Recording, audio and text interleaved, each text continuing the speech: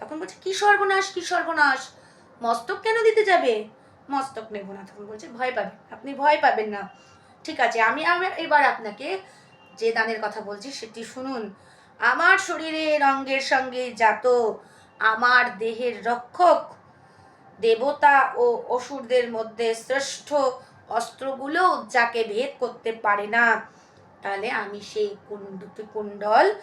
দুটি কুণ্ডল এবং কবচ আপনাকে আনন্দের সঙ্গে দান করছি, যদি আপনি নিতে চান।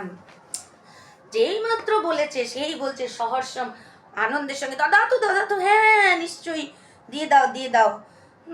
ওদিকে শল্য ছিল সেখানেই। কর্ণ মনে মনে বলছে এই শৈবাস্য কাম, এটাই কি তাহলে এনার ইচ্ছে ছিল? আচ্ছা, এটা সেই কুটবুদ্ধি সম্পন্ন কৃষ্ণের চক্রান্ত নয় তো? তারপরে বলছে হোক, ছি ছি, এসব আমি কি করছি, আমি একজনকে দান করব বলে